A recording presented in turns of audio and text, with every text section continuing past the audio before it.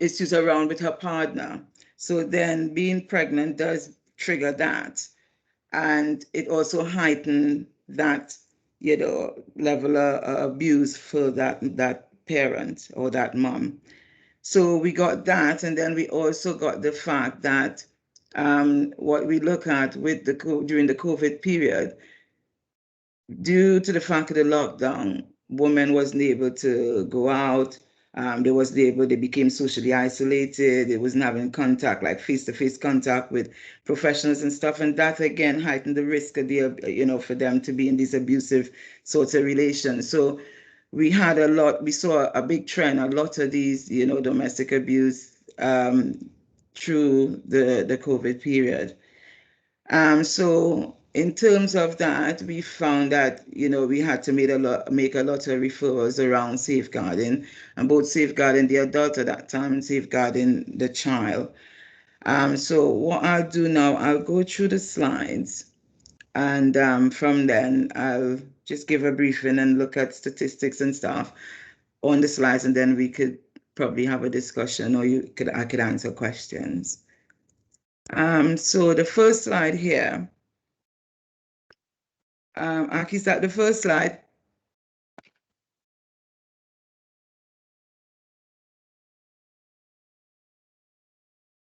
Hello? Hello?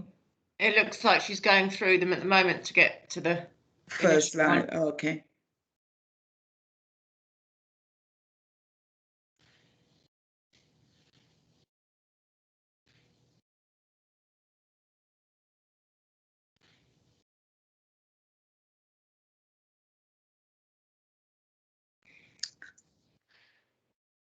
I'm so sorry.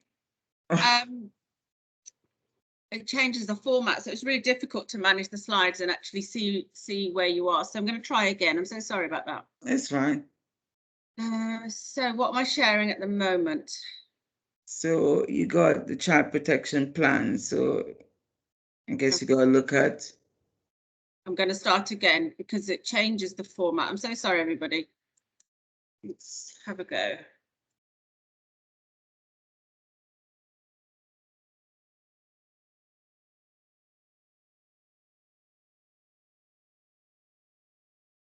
How's that?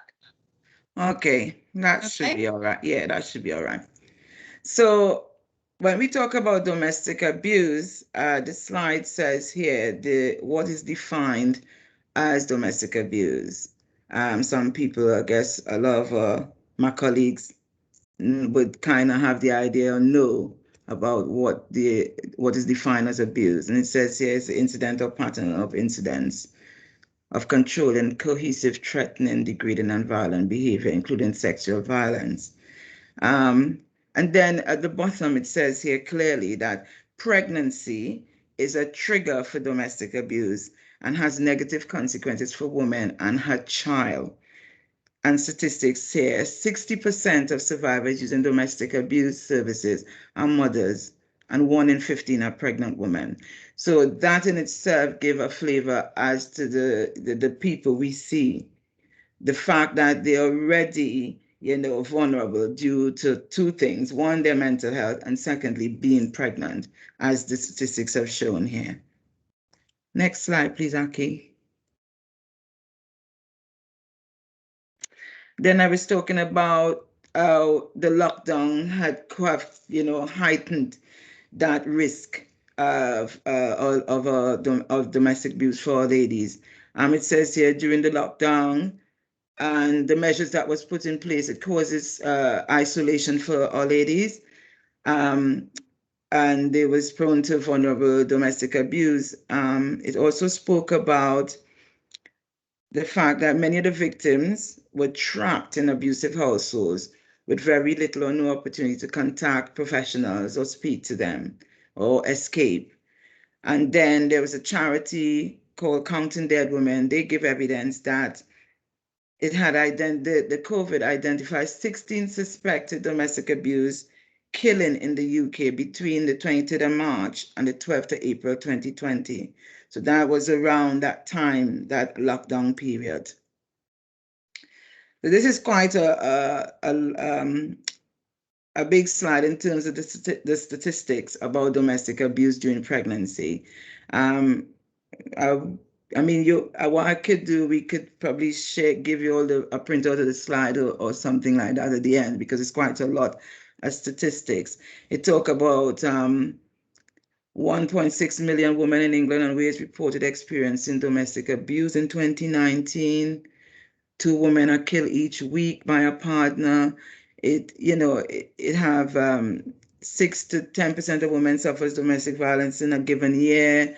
So it gives a lot of context in terms of statistics of how these vulnerable ladies who go through being subjected to domestic abuse, the type of statistics shows how ingrained and in depth it is and how serious it is.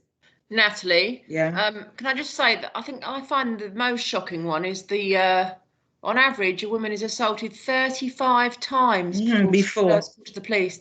Yeah. And that is why at the end, while I go into the slides, you'll see the reason for that. The reason for that is that some women do not report these things to the police in the beginning because there's a lot of fear around the perpetrator. There's issues around the financial, disability in terms of, how they would manage, how they'd function, fear the children being taken away. So there's reasons as to why it takes so long for a woman to make a decision. So that factor into that percentage. Yeah, before she make her first call. Yeah.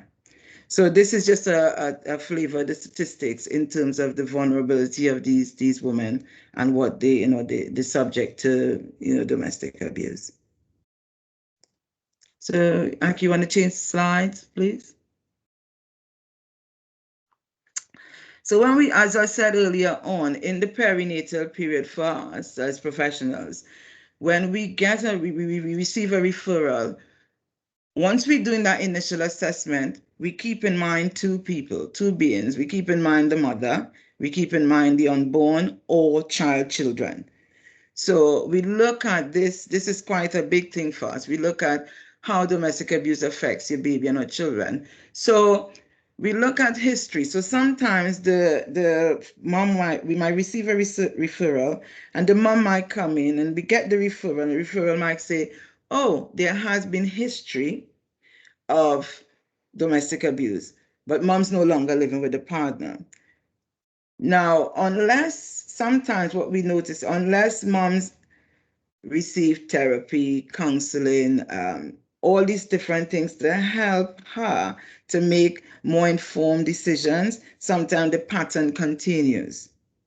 Sometimes you might do an initial assessment and there's nothing, there's no disclosure or anything to say, oh my God, there's domestic abuse. So you're just going along and you're seeing this person. But then what we understand and what we know is that we need to continuously ask questions when we do assessments or we do ongoing reviews and stuff like that. We need to ever so often ask these subtle questions, because sometimes you might know a client and do an initial assessment and you might be seeing this client for about 3, 4, 5 times before they disclose something.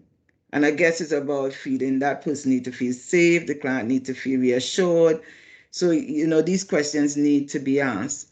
So we look at the impact here, and it says about during the pregnancy, what domestic abuse does. It increases the risk of miscarriages, premature birth, low birth. So all these things happen in terms of the effect of domestic abuse. In addition to the physical risk, we also know that the unborn baby's emotional development is likely to be affected, which that is very significant. This can result in behavioral problems as a child, higher risk of developing mental health problems, and they are more likely to abuse themselves. And that is something have been tested, have been seen in terms of the circle, that cycle where a child lives in a home and have seen, have heard, is aware of domestic abuse, and then As they grow older, they either become the perpetrator or they, pick up, partners who are subject, they subject them to the same thing. So it's quite a common thing. Younger children are also aware of domestic abuse, even if they are not in the same room or asleep, it can still affect their own emotional and social development. So this is really important for us to calculate when we formulating interventions, doing initial assessment, the importance of this, the effect on that child or the unborn is really important for us in the perinatal stage. You want to change the slide, please, Aki? So back to one, what you were saying, Jill, in terms of it might take a woman about 35 times before she even decide to make a first call. And this could factor into some of the reasons why women may find it difficult to leave the abusive relationship. So there's a list here. Doesn't feel safe leaving the abuser, and leaving is often the most dangerous time of all, because then the perpetrator is much more aware that the woman, the vulnerable woman, wants to leave and will do everything in its power not to leave. They're afraid of the abuser. They're financially dependent on the abuser, dependent on the abuser for their immigration status, which we know too well from the perinatal service. We see a lot of our ladies from, different countries who dependent on their partners and, subject to domestic abuse. And due to this fear, they might minimize things or not disclose things. They believe they cannot manage alone. Again, we see that a lot in the perinatal service. Suffer chronic post-traumatic stress, unable to make critical decision. They love the abuser and believe he will change and not want to be responsible for breaking up the family. So these factors do play a lot in the decision as to this vulnerable woman in whether she make a disclosure or not. And again, as workers, as perinatal workers or professional workers, we need to build a closer, more in-depth working relationship with our clients, so that they feel reassured, they feel comforted, we empathize, we listen, and to get them to be able to say and disclose or ask for help or support. And then we could formulate better plans and safer interventions for our ladies. You want to change the slide, please, Aki? Again here, women who have been abused may not want to disclose because they may feel ashamed and guilty, believing the abuse is their fault. One of the things that I've experienced as well, they think no one will believe them. I experienced that with some of my ladies, beforehand, have been threatened by the abuser with worse abuse if they talk, worry that their children will be taken away by social services, which is a big issue in the perinatal service. We see that a lot. Maybe in the perinatal social worker sometimes is going in and trying to make them aware of the importance of having children's services on board. And it's not to take away the children. So this is a really big piece of work that I tend to do. Never be allowed by the abuser to be alone with a health professional and not realize what they are experiencing in abuse. And I guess that is something when we go into houses to do assessments or reviews, I guess being a social worker, and I've worked in children's services for quite a number of years, one of the things that I've learned during my time is observation. We observe. So a lot of my assessments in the client's home will be under observation. And the reason for that is you look at the whole family dynamics, you look at the people in the house, you look at the freedom, the person, this vulnerable woman, the freedom of speech that she have within the household. You look at who is the controlling force in terms when it's just like when you have a group of friends, who is the talker, who is the more shy one. So you observe all these things, because this formulate sort of give you an idea what's going on in the household, what's going on for this woman. So all these things is what we use and kind of look to formulate plans in terms of safeguarding our ladies and children. And getting help. During pregnancy and the postnatal period, professionals should ask expectant mothers at least once about their relationship and have a discussion about domestic abuse in a safe and confidential space. And we need to continue this and keep this as practice as key, and let it become something that we do all the time, so it becomes common and for all our ladies. Information about the person will not be shared with other services without their permission, unless there's a concern that the unborn baby or child or children in the family or someone else is at risk of serious harm. Because as professionals, we have a duty to safeguard. So even though we have to share, it may have time to as well, we need to act according to the seriousness or the significance of the risk. So we need to always make sure that we balance and measure things out. And we let them know. We definitely let the clients know, the person know, that we either making a referral to adult safeguarding or children safeguarding. But we need to also know that in terms of safeguarding, we need to know that we need to make sure, taking in consideration the risk, the importance of the risk, that we need to do what we need to do. This is just some information around for people to get help. And this is, we tend to give this to our ladies in the perinatal service. So yeah, so that's the domestic abuse. We then go on, so I have some slides on safeguarding children. So we know that having a mental health,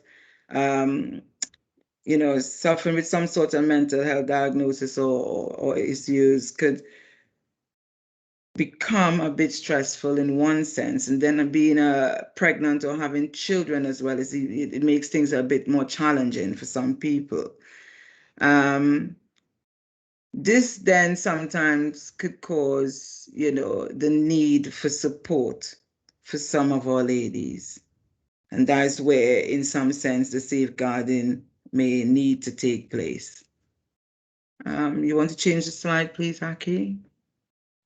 So here we have a definition of what is safeguarding. It's a set of actions that can be taken to encourage children's welfare and protect them from harm. It applies to all children up to the age of 18. It also applies to unborn babies. So it basically means preventing children's health and development being damaged, making sure that children are safe and well cared for as they grow up, doing things to make sure that children have the best outcomes, and protecting children from abuse and harm. So that is one of the things for us in safeguarding. We have our ladies come in, with, pregnant, unborn babies. We need to make sure that unborn child has is safe and has a good start from the get-go in the mom's tummy. So we need to make sure that that child needs are being met. Who is responsible for safeguarding? Well, safeguarding, everyone is. Everyone is responsible for safeguarding. We work in the NHS and we work with vulnerable people. So as professionals, it's our duty to make sure that the vulnerable people we work with, they are safe. Any organization that works with children has to have safeguarding policies and processes to make sure that every child is protected from harm. Any professional who is concerned about an unborn baby or a child have a duty to make sure that the child is safe. And that is underpinned by the laws in the UK. So the laws in the UK help to protect children from abuse and neglect. Local authorities are responsible for safeguarding and promoting the welfare of all children and young people in the area. So the perinatal service, we have 5 boroughs. So all our young people from within the perinatal, under the perinatal service, we have a duty to make sure as well that these children are safe, these babies are safe, these unborn babies are safe. If professionals talk to a mom about safeguarding, it's not usually because they think that the mom is mean or to harm the child. The common worry is that the mom's mental health might interfere with how, that mom could look after their child or children and meeting their needs, as I said before.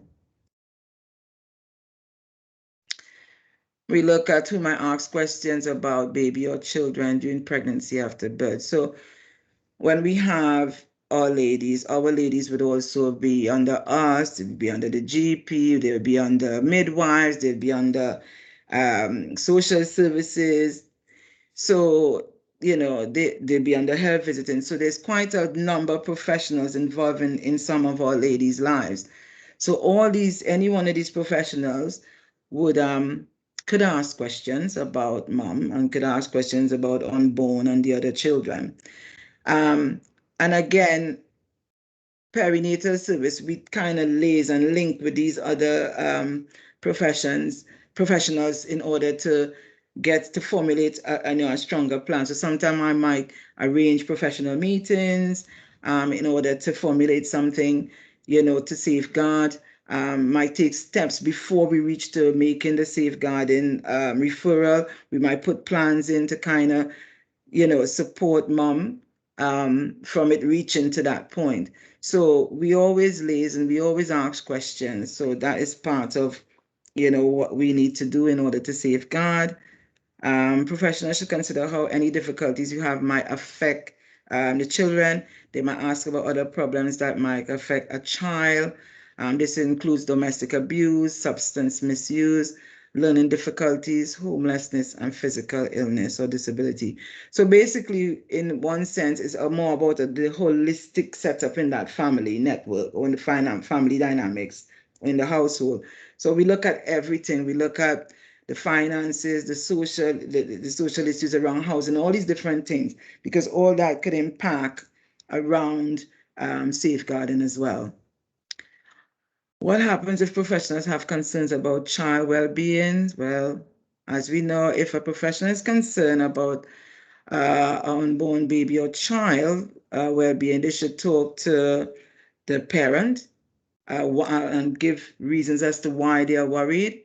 They may also want to talk to the person's partner or other family member they're living with or other professionals involved in that person's care. If there are some problems, there are a number of ways to help the family. So as I said before, I could, arrange professional meetings to formulate plans. Sometimes I go into houses and formulate plans with families. So it's making a plan with the partner, and if they can make a plan with the partner and family to ensure they have extra help and support. A referral to services may help or may be needed. And we could refer to early help services or children's social care. A professional will only refer to children's social care without the mother's consent if they think that the baby or child is at risk. We spoke about that earlier on. So it's making that call in terms of what is significant and what is happening at that time and why we need to go in and make that referral because of the high level, the nature of the risk. They would still inform the mom and let her know that we made the referral and why it was immediate. The parent may be worried about their parenting, about a lot of different things might be going through, their minds in terms of what would happen next. But I guess it's about, again, that communication, speaking to that parent and getting them to understand, the reasons and, as to why that was made. So yeah, so that's it in terms of referring. Okay, thanks. Early help service, the perinatal team, we use early help service a lot. Early help service, they support family early as possible so they can stop problem from getting worse or becoming more complicated. Now, we tend to use early help services a lot because we know the impact of, children's services when our families in the perinatal stage hear about children's services, it impacts on their mental health. They become much more anxious, they're more worried, their mood changes. So we try to use early help to kind of bridge that or, kind of minimize that risk. So that once that happens, it kind of then, you don't have to go to reach the children's services, and it kind of give mama ease and mom feel much more reassured. She works. We get a lot of good working relation with early services. Yeah. So I guess it's self-explanatory here in terms of early help services. Aki, you wanted to change the slide, please? In terms of making the referral to children's services, again, anyone can make a referral to the local authority if they're concerned about a child. We have a legal duty to share information. Now, this is a big thing, and I need to stress on this a lot. Professionals have a legal duty to share information so that the mom's unborn baby, child, or children get help and support they need. If they have concerns about a child well-being, they have to discuss with the children's social care.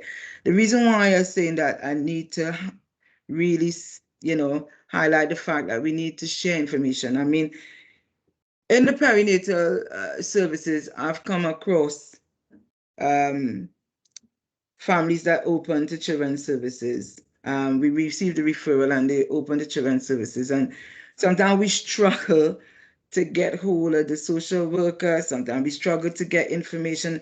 And what that does, it then causes a delay in putting intervention in place or appropriate intervention in place. It caused delay in getting jointed working or joint up working happening. So that does put, when we don't share information or we struggle with these things, that is the challenges that we from the perinatal services face sometimes with, not sharing information or getting professionals to work jointly. When children's social care receives a referral, they decide whether they need to meet with the mother. A social worker from the children's social care team may contact the mom for more information to help them decide whether they need to carry out the assessment. If they do decide to come and see the mom, a social worker will contact to arrange this.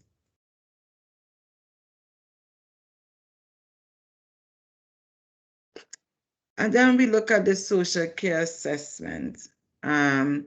So it's gathering information about the child and the family. They look at the family strengths as well as the difficulties. They understand, the unborn child, the unborn baby needs or the children needs, and look at the level of the risk and the harm. They decide whether the child is suffering or likely to suffer significant harm. They look at the family's strengths and try to build on that. They try to deal with the problems to help the child keep safe. And the assessment will be based on the needs of the child or the children. Social workers will consider all the factors in the assessment framework.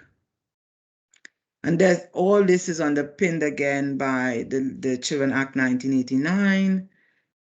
The assessment has to be completed within 45 days of referral.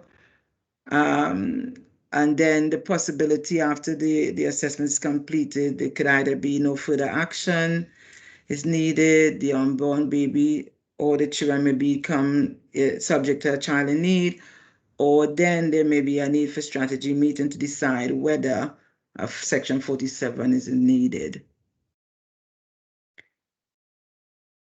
It says here, the Children Act 1989 defines a child in need as any child under 18 who needs local authority service to achieve or maintain a reasonable standard of health or development, need local authority service to prevent significant further harm to health or development, or is disabled.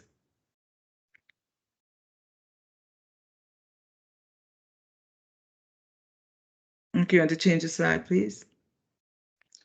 And then we talk about 47, section 47 inquiry.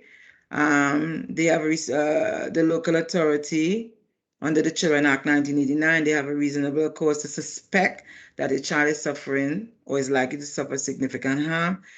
This is sometimes referred to as a 47, section 47, or child protection inquiry.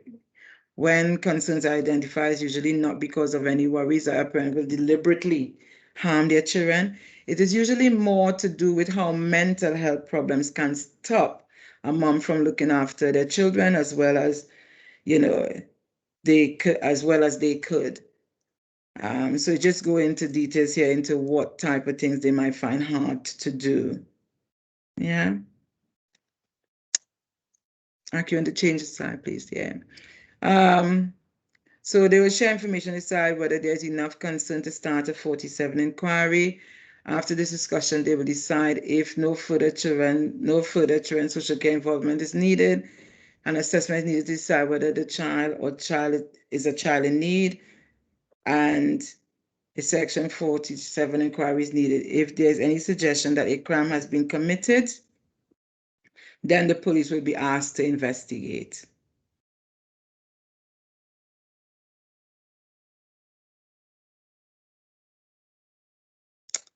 And then we move on to when it becomes a child protection conference, which I guess a lot of us have attended before or been asked to attend. A child protection conference brings together family members and all the professionals involved.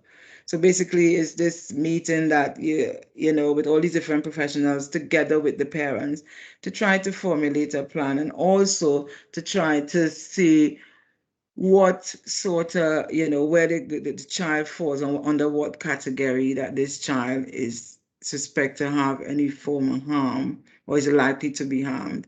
So the child would be subjected to one of the following categories, which is physical abuse, emotional abuse, sexual abuse, or neglect. And the child protection plan will include the changes.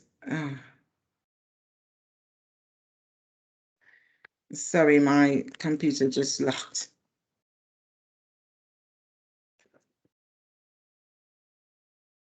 Right, so the child protection plan will include the changes that are needed to reduce the risk to the unborn baby, child, or children. It will describe the visits from professionals to support the family.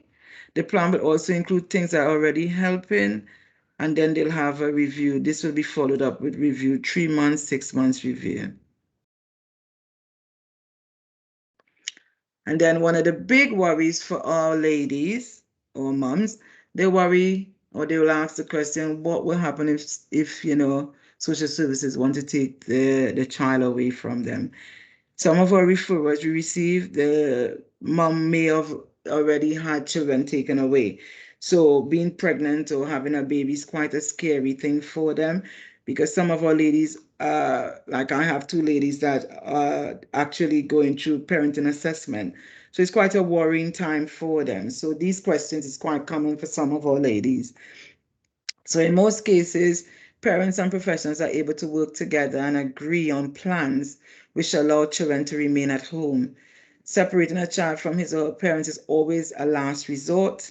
It may be a temporary plan while a parent has the treatment they need to get better.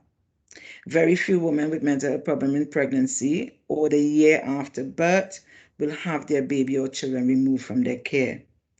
As this is a major decision, only a court can decide that a child should not live with his or her parents. Children's social care will look at all other possibilities before going to court. If this is being considered, the social worker will talk to the mom or the family about this, and they will advise that they get legal advice. So I think that's the end of my slides. Anybody have any questions? I will be happy to try and answer them. I've always been interested about the. Sorry, I'm having an echo going on. I can hear myself. Yes, about the why, from a psychological point of view, if you're thinking of the traditional sense of domestic violence, I know that it's not just men perpetration to women, it's lots of different relationships. But thinking of the man and a pregnant woman, what is it, do you think, that kind of triggers this in a man when his partner gets pregnant to start at that point? I'm just wondering what it is about his partner becoming pregnant that sort of starts this sense of abuse. Yeah. Yeah, I think there's two answers, and it could be more than two. I think the two main answers is she then becomes much more vulnerable, much more vulnerable, because now she's carrying her unborn. And then secondly is about the power dynamics in the relationship. She's totally dependent on him now, because then she's got mental health and there's an unborn baby. So he sort of like, the perpetrator sorts of hold the much more power, dynamics in that relationship. So if you look at the scales and you look where she's at, she's here and he's more here. So the power dynamics, he hold that. So he find himself much more powerful and much more able to do much, to control the abuse even more. Then she becomes a bit much more, wary and much more, she depends, much more dependent on him, because then she's trying to safeguard not just her now. She will do everything that he says, because now she got the little one inside. So you find that power imbalance is much more a big thing. So you find, due to those two things, we find that you tend to see a lot of abuse start off more, or the abuse become much more in depth when a woman's pregnant. I think you've got a hand up from Aki and Leslie. Okay. Aki, I think you were first. Mm-hmm. Hi. Hi. I'm saying that as if I've never met you before. I just thinking about that question really, and the answer. I mean, I think there's also something about the women's body changing and how that a man views that, isn't there? And how, they may feel threatened that the mum has more time for a baby and maybe not more time for them. Yeah. If there's physical problems and if it's not a smooth pregnancy, let's say, how I'm thinking about a sexual relationship and how that you're quite right. Impacts how, I mean, I'm not saying everybody goes through that. It's just one of those things that we think about, but we don't always say, is it because of that? Is it because they do? That's a good, very, very good point, Aki, because I remember one time I was working in, is it Sadok? I think I was working in at the time. And we had an issue around a man, his domestic abuse been going on for years, but then she became pregnant. But then what was really significant, she was nursing the baby and he actually came from the back and he strangled her. And I think what happened there is when we look at everything and everything played out and we had meetings after meetings. And one of the things with the perpetrator, there was a level of jealousy around this, and it was a boy baby. And there's a level of jealousy to him that enraged him so badly while she was giving this child her breast. And they had issues around, they said there was issues around rape and all these different things. So that issue around him not being able to have this woman body to his pleasure, but now this baby could have this breast, she whip out this breast whenever this baby wanted, that bring a level of jealousy. So you're quite right in terms of that sexual nature for some men and how it links with the abuse. Yeah. Couldn't tolerate it. We have another question. Leslie, you've had your hand up for a while. Go for it.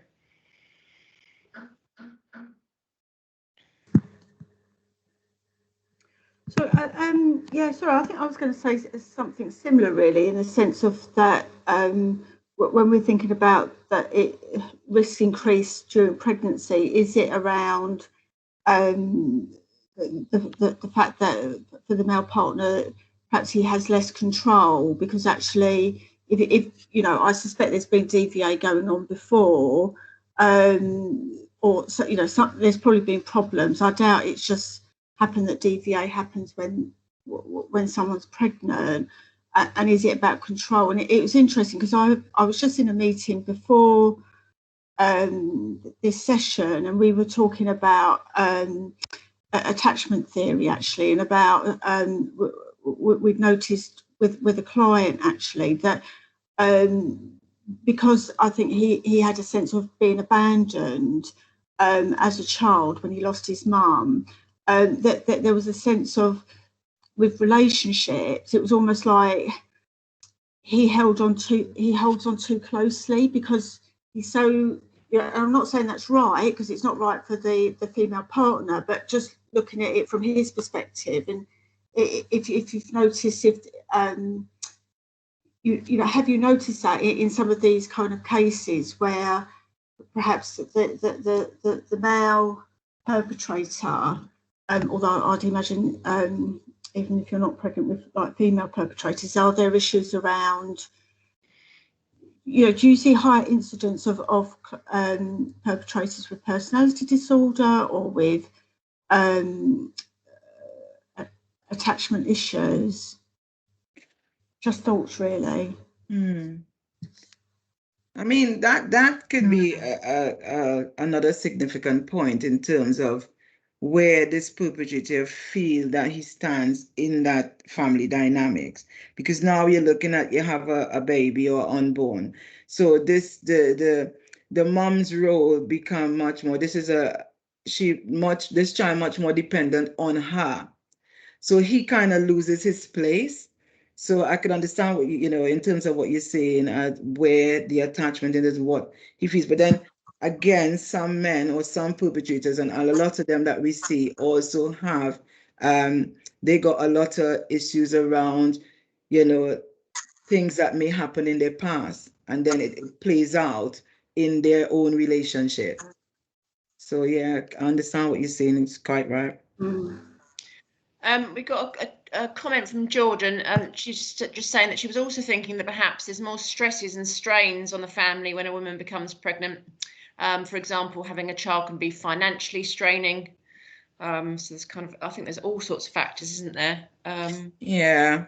And that's why I said when I was going through the domestic abuse and be talking about the initial assessment, we need to look at everything holistically. So some of the times I tend to do joint assessment with my colleagues because there might be an element about housing issues, there might be elements about financial issues, there might be elements about immigration issues.